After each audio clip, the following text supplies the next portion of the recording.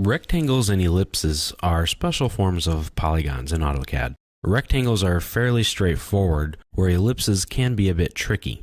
But there are still a lot of things and a lot of ways that you can draw rectangles.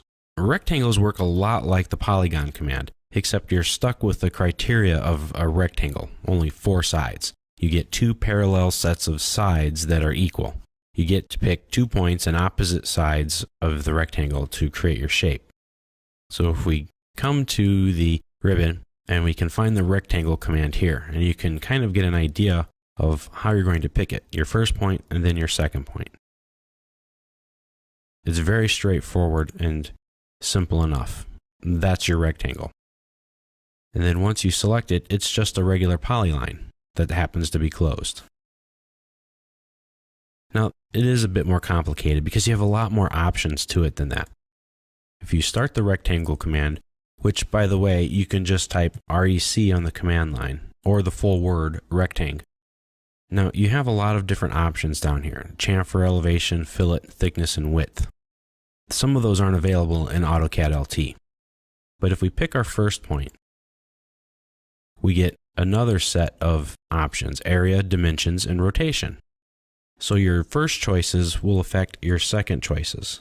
But as with the line command, you can tell it how big you want your rectangle to be. If I type in 40, the horizontal distance of my rectangle will be 40 units. If I press the Tab key and type in 30, now my vertical length will be 30 units. And there you go. And then of course you can always grip edit when you're done.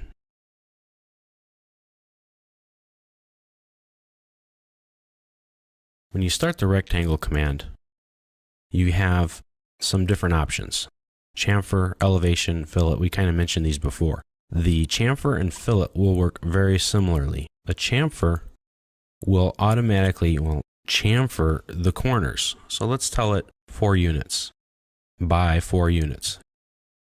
Now, whenever we draw our rectangle, you can see the corners will be clipped. And there you go. And this is still a polyline.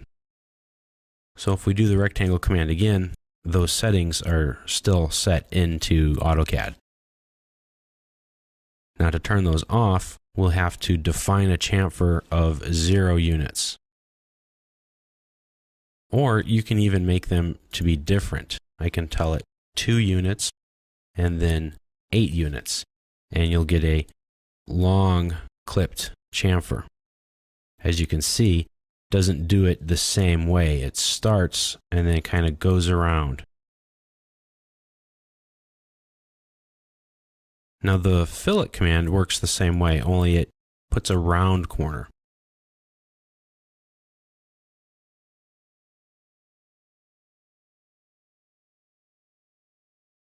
Your other options, elevation, which is not available in AutoCAD LT, will draw a rectangle at a certain elevation.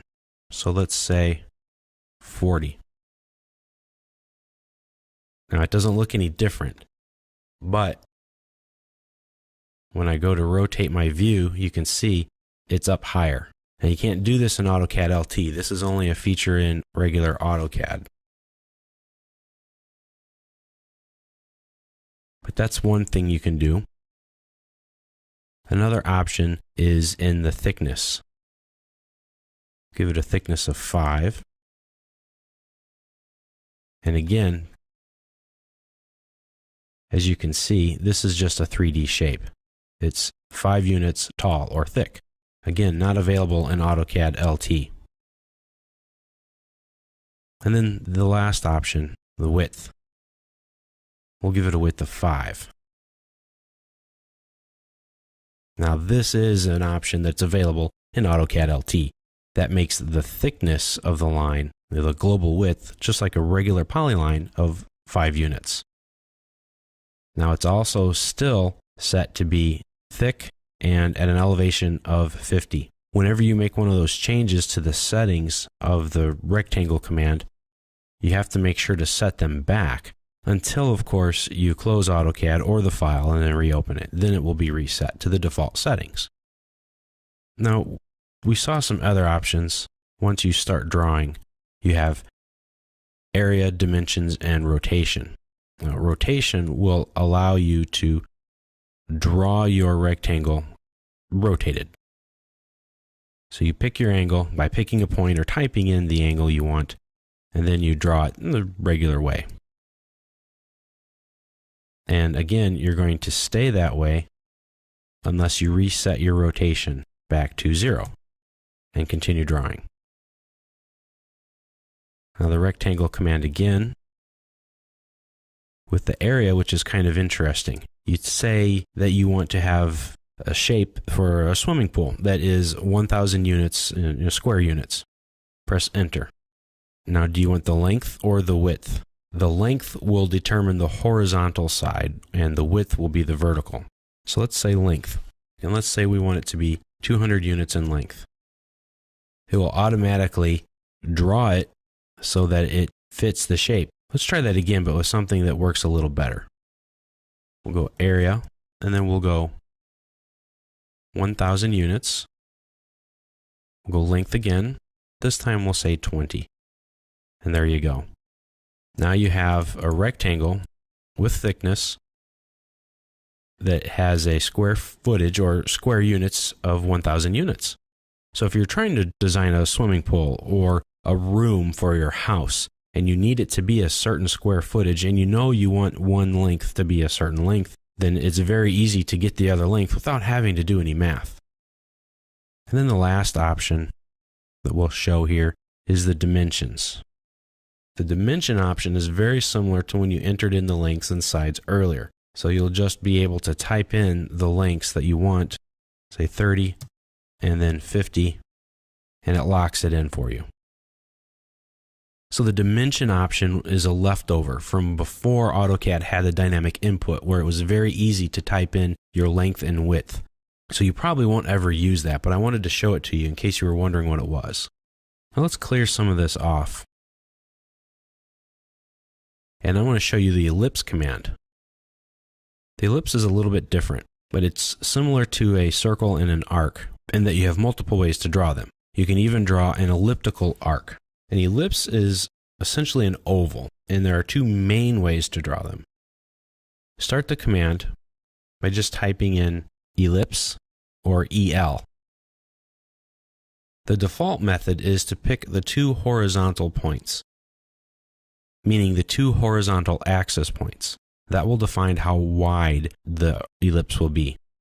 Then as you move your crosshairs up or down, you are defining the radius of that vertical arc. And there you go.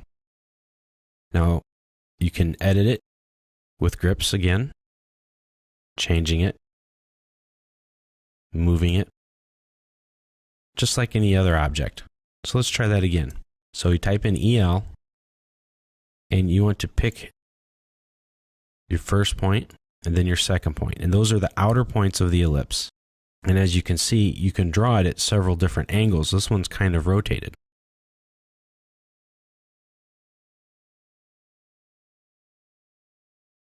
Now, the other option is to pick the center first. And then you pick the end, and then you pick the other end. So you can go from side to side or from center to side. That's pretty straightforward. And you can pick the differences here, a center or an arc. The arc, you'll pick 1, 2 points, and then your third point, and then you pick where you want it to start, and then where you want it to finish. And there it is. So let's do that one again. If you come up to the elliptical arc, you're going to create your ellipse.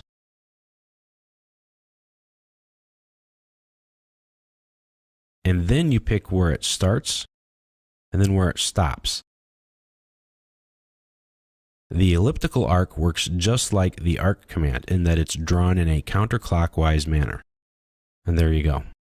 So that's the rectangle and that's the ellipse. The rectangle is very simple, but it has a lot of options.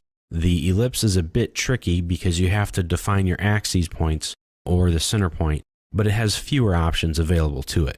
but both are really cool and can make some great designs.